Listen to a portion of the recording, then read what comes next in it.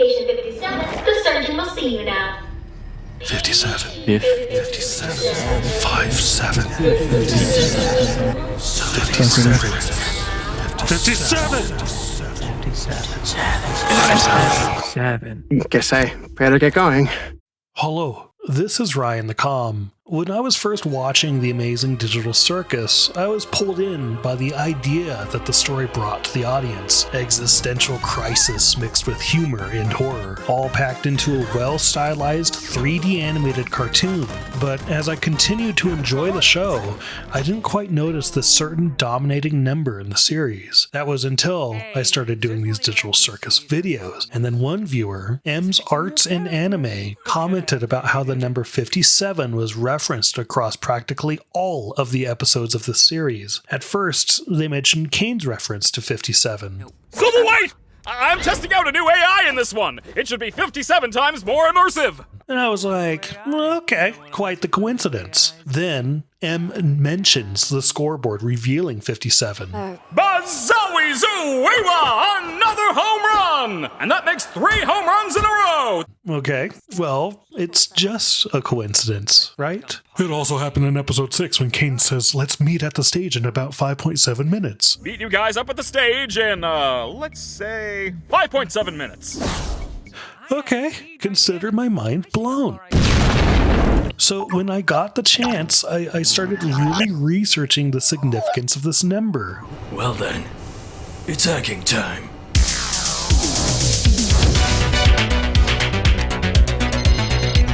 In this video, you'll journey with me as I search online for the most obscure 57 references for the Amazing Digital Circus, which I'll sprinkle throughout this episode. What does 57 mean? So I summoned the god of the all-knowing internet lore, Google, and oh my god, I know it all now. The true meaning of 57. It's not just a fun, persistent Easter egg for dedicated viewers. It has a significance way more important than the likes of Heinz 57 sauce, the true sauce, with its 57 unique components of flavors. I have found the meaning to life, and it's not 42. It's not 67 like they say. It's 57. It's... Okay, it's complicated. It's probably a big fat joke. I think it started with the Amazing Digital Circus director, Gooseworx. Before Gooseworx was a director, she was an indie animator, making small cartoons like Little Runmo and Elaine the Bounty Hunter. Whatever her reasons, she is definitely a champion for the number 57, with several references to the number in her Elaine the Bounty Hunter series.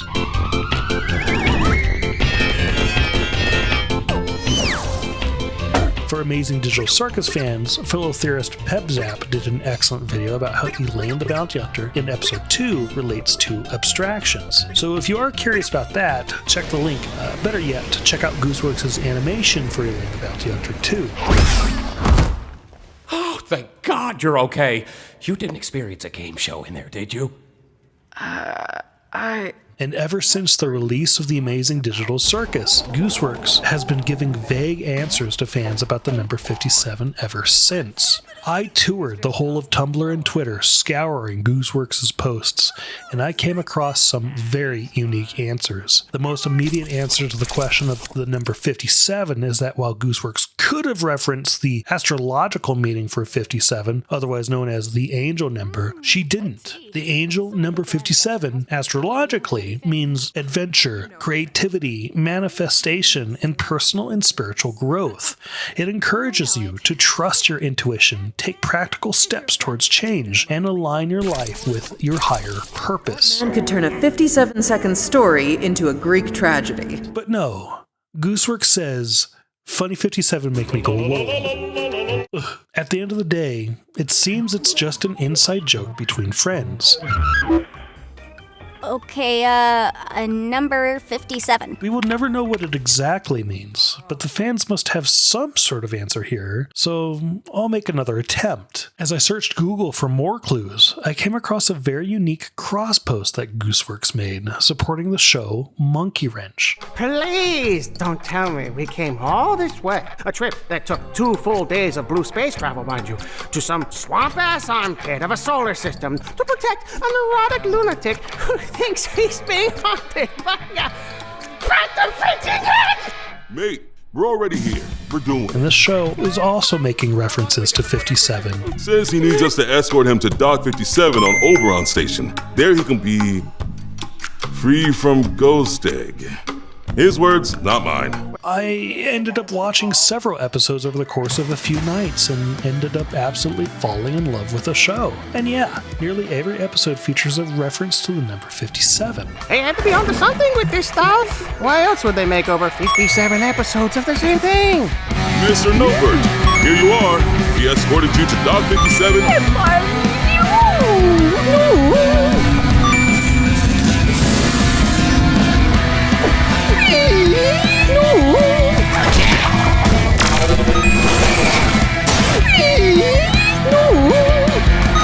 Oh no, you don't! That bird is mine!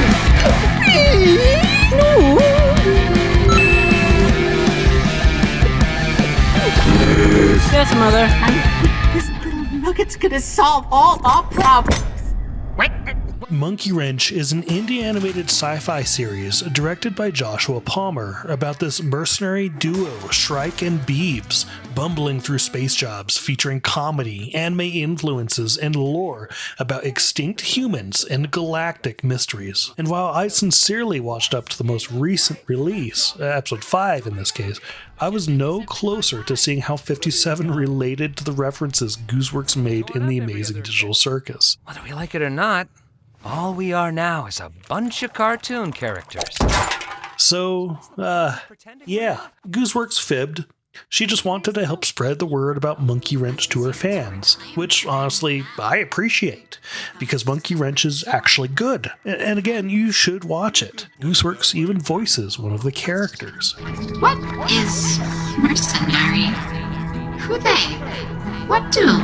Well, a mercenary is someone who does a job for money, no questions asked. So we've scoured Gooseworx's tweets, visited her old shows, and even visited a separate indie animation entirely called Monkey Wrench. And I still have no clue as to what 57 really means to Gooseworx and her friend Joshua. Oh, I'm starting to have a lot of questions.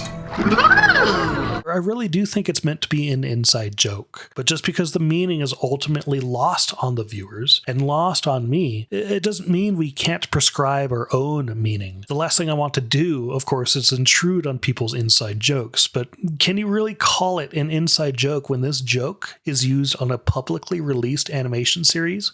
2 of them, both with a dedicated fan base? No, Gooseworx, it's not your inside joke. It's our inside joke. I propose this, and I invite Gooseworx or Joshua Palmer to add in their feedback, because this is clearly important, more important to them than to just the fans.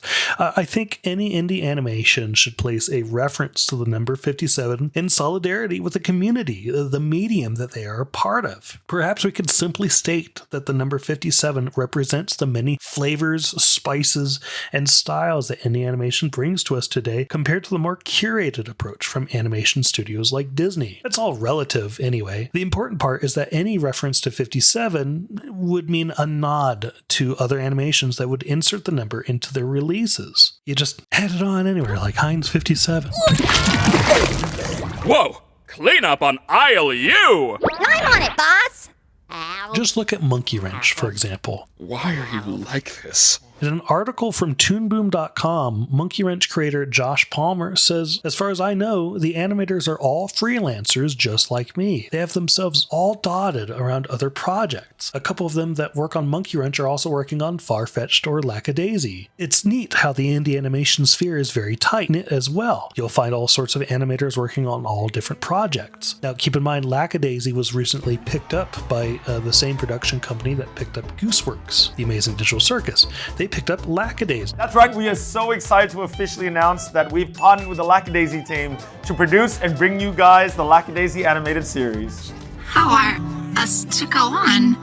All on our own. So this animation series, Monkey Wrench, this one that I've never heard about until I got to deep dive into Gooseworx and her own story with animation, is there for people to support right now. Personally, I would never have visited Monkey Wrench without Gooseworx mentioning the show and the number 57 in the first place. So maybe the number 57 reference could signify to an audience that really likes the humor and artistic direction from artists like Gooseworx and Palmer. Call it Heinz 57 Indies or something. Disgusting. Am I not supposed to be hearing you? Zippy! I hope you learned something new today. I certainly did.